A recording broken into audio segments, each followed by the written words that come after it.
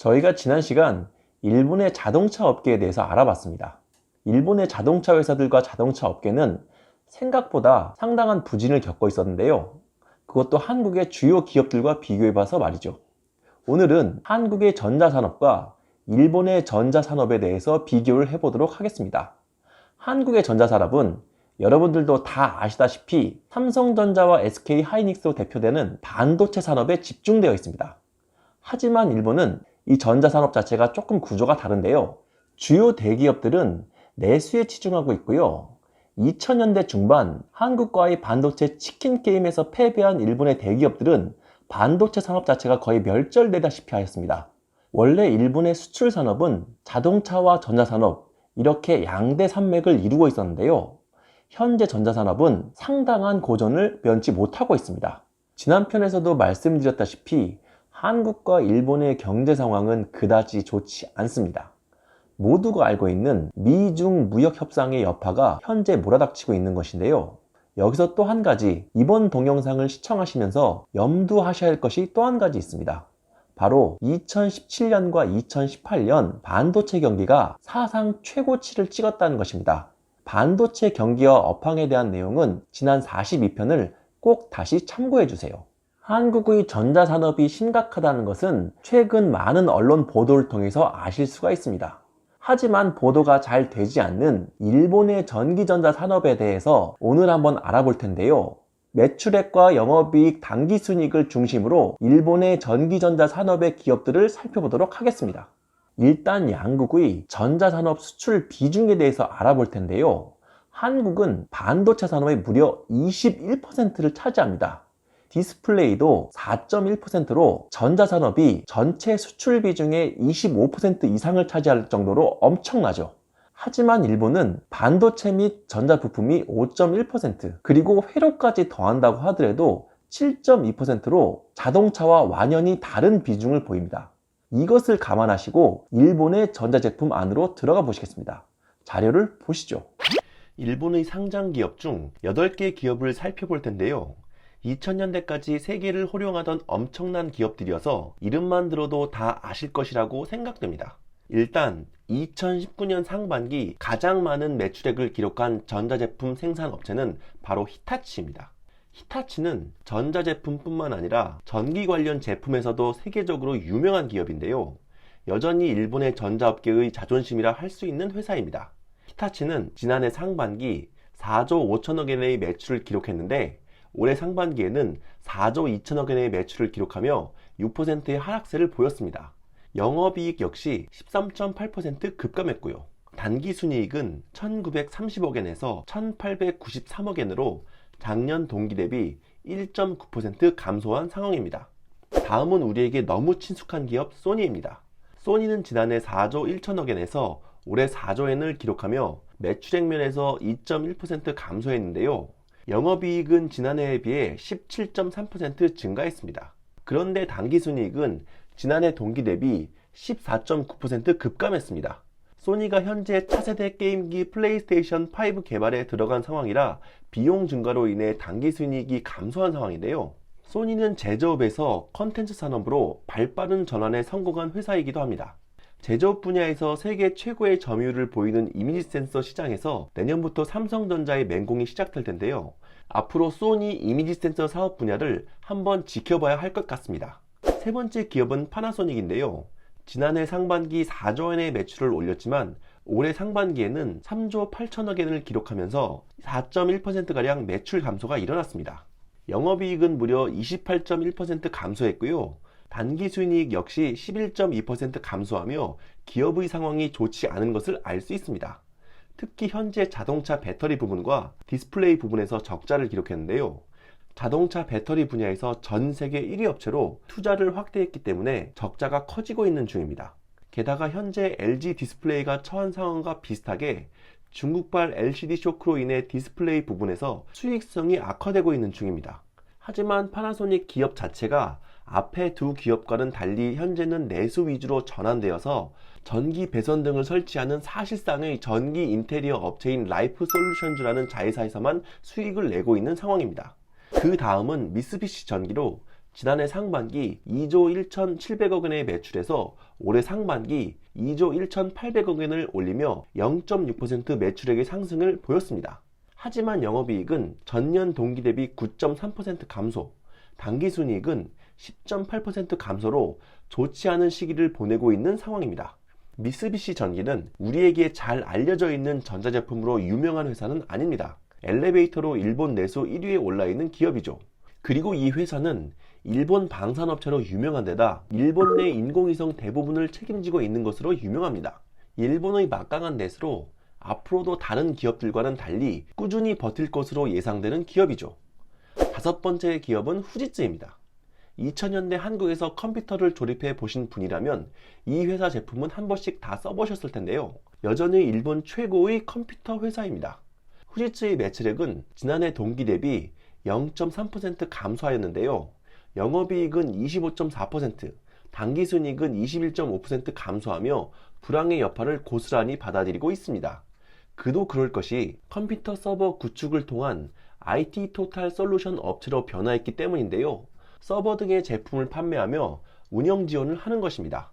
내수 비중이 63%나 될 만큼 내수업체로 탈바꿈하였는데도 불구하고 여전히 상황이 좋지 않은 것이 바로 후지츠입니다. 과거의 영광은 어디에서도 찾아볼 수 없는 기업이 되었네요. 여섯 번째는 캐논입니다. 매출액은 전년 상반기 대비 10%, 영업이익은 52.3%, 당기순이익은 역시 51.2% 감소하며 고난의 시기를 보내고 있는데요. 캐논은 우리가 잘 알다시피 카메라로 유명한 회사이긴 하지만 캐논의 주력은 뭐니 해도 오피스 관련 용품들, 즉 복합기 및 프린터입니다. 지난해에 비해 카메라와 오피스 관련 사업에서 수익률이 급감하였는데요. 캐논은 다른 기업들에 비해 수출 비중이 높고 중국 의존도가 큰 기업이기 때문에 아무래도 미중 무역 분쟁의 여파를 그대로 받아들이고 있는 것 같습니다. 일곱 번째는 도시바입니다. 작년 동기 대비 매출액 3.7% 감소했지만 영업이익은 무려 646%로 급증했는데요. 도시바는 현재 인력 감축을 비롯한 구조조정을 진행하고 있습니다. 신재생 에너지 등 신사업에 진출하면서 회계적인 이유로 영업이익은 급등한 것으로 보입니다. 하지만 단기순이익은 무려 마이너스 113.4%를 기록하면서 적자로 전환되어 이 기업의 미래는 결코 밝지만은 않은 것 같습니다. 마지막으로 샤프입니다. 전자산업은 일본의 자존심이었던 만큼 과거의 영광을 구가했던 기업들도 참 많은 것 같습니다. 게다가 다들 10조 원대 이상의 매출을 기록할 만큼 여전한 것 같고요. 아무튼 샤프는 지난해 상반기 대비 매출액이 0.7% 감소, 영업이익은 21.4% 감소, 그리고 당기순이익은 93.3% 감소했는데요. 샤프 역시 파라소닉의 라이프 솔루션 사업처럼 스마트 라이프 사업으로 전환 중에 있습니다. 사물 인터넷을 이용한 스마트 가전 산업인데요. 여기서 적자가 확대되고 있는 중입니다. 일본의 전자산업에서 가장 부러운 한 가지는 바로 내수 시장이 엄청나게 크다는 것입니다. 수출 시장에서 한국과 경쟁에서 도태된 기업들이 발빠르게 내수의 비중을 늘리면서 여전히 건재하고 있다는 것입니다. 소니의 경우는 게임과 컨텐츠 산업에서 제조업체에서 한 단계 진화한 형태를 보이고 있고요. 캐논 역시 여전히 수출 기업으로 경쟁력이 있는 기업입니다. 하지만 나머지 기업들은 내수 위주로 산업을 구조조정하면서 여전히 살아남고 건재하고 있습니다. IT 솔루션 그리고 통신과 의료 등을 기반으로 한 시스템 산업들을 중점적으로 투자하면서 내수를 기반으로 기업을 재편하고 있는 것이죠. 한국에는 없는 두 번째 기회인 내수시장이 이러한 기업들에게 재도전의 기회를 열어준 것입니다. 잃어버린 30년을 버틴 것도 바로 이 내수시장 때문이었습니다. 하지만 한국의 상황은 일본과 정반대입니다. 한국은 일본과 달리 내수의 비중이 작고 수출에 의존하는 경제 구조를 가지고 있습니다. 여기에 반도체 산업은 사이클을 심하게 타는 구조를 가지고 있기 때문에 쏠림과 부침이 매우 심합니다. 그래서 올해 경기가 많이 좋지 않은 것이고요. 이것을 감안하고 한국 기업의 상황들을 보시겠습니다. 일단 삼성전자는 지난해 2분기와 3분기 123조 9,425억 원의 매출을 기록했는데요. 올해 2분기와 3분기 118조 1,306억 원을 기록하면서 4.7% 감소했습니다. 영업이익은 55.7%, 단기순이익은 52.6% 감소하면서 지난해에 비해 좋지 않은 실적을 보이고 있습니다. 메모리 반도체 업계의 상황이 그만큼 좋지 않다는 반증이기도 한데요. 그나마 삼성전자의 사업 분야가 다양해서 이만큼 버틴 것이지 다른 기업들 상황은 더 좋지 않습니다. SK하이닉스는 지난해 2분기와 3분기 21조 7,872억 원에서 올해 2분기와 3분기 13조 2,910억 원으로 매출액이 39% 급감하였습니다. 영업이익은 무려 90.8% 감소, 단기순이익 역시 88.6% 감소하며 엄청난 하향세를 그렸습니다. 미중 무역 분쟁의 여파가 메모리 반도체 시장을 강타하고 있고요. SK하이닉스는 메모리 반도체 분야가 사업의 대부분을 차지하고 있기 때문에 삼성전자보다 더 좋지 않은 상황입니다. 다음으로 LG전자를 살펴볼 텐데요. 지난해 2분기와 3분기 30조 4,464억 원에서 올해 2분기와 3분기 31조 3,299억 원으로 매출액이 2.9% 상승했지만 영업이익은 5.7% 감소, 당기순이익은 무려 45.2% 감소하여 역시나 상황이 좋지 않습니다. 한국 전자기업들 자체가 일본 기업들에 비해 기업 구조가 수출 의존적이기 때문에 나타나고 있는 결과이기도 합니다. 그런데 LG전자나 SK하이닉스보다 더 상황이 좋지 않은 기업이 있습니다. 바로 LG디스플레이인데요. LCD 산업에서 중국 업체들의 머니게임으로 참담한 상황에 직면해 있는 것이 바로 LG디스플레이입니다. 매출액은 지난해 11조 7,135억 원에서 올해 11조 1,751억 원으로 4.6% 감소해서 비교적 양호한 듯이 보이지만요. 영업이익은 무려 9.7배가량 감소하며 적자 규모가 커지고 있고요. 당기순이익 역시 3.5배 감소하며 2분기와 3분기만 해도 적자가 1조 원대에 이르고 있습니다. LG그룹 자체가 워낙 크고 건실하기 때문에 이 정도로 크게 흔들리지는 않겠지만 LG디스플레이 상황이 심각한 것은 사실입니다. 그 이외의 다른 계열사들을 살펴보면요.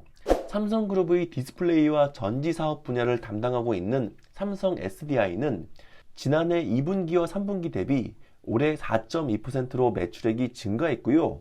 영업이익은 18% 감소한 데 반해 당기순이익은 18.5% 증가한 것으로 나타났습니다. 영업이익이 감소한 이유는 얼마 전까지 있었던 에너지 저장 장치 ESS 화재 사고의 여파 때문으로 알려져 있습니다. 마지막으로 살펴볼 기업은 LG그룹의 전자제품 제조사인 LG이노텍입니다. 지난해 2분기와 3분기 대비 매출액은 3.6% 증가, 영업이익은 43.4% 증가, 당기순이익도 9.6% 증가하였는데요.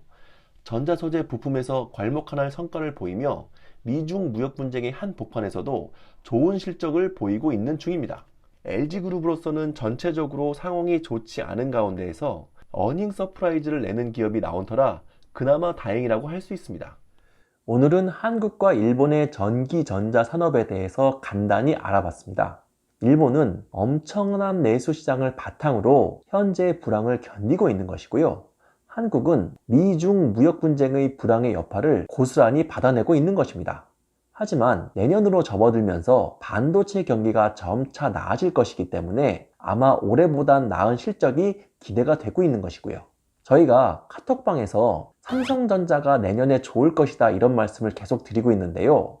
아마 이 부분은 제가 카톡방에서 계속 또 말씀을 드릴 것이고 카페에서도 연재를 다시 할 것입니다. 이 부분 유심히 관찰해 주시면 여러분들의 내년 투자에 분명 도움이 되실 겁니다. 수치로 경제의 이면을 읽어드리는 당나귀 삼촌, 구독, 좋아요, 댓글, 알림 설정 꼭 부탁드립니다. 감사합니다.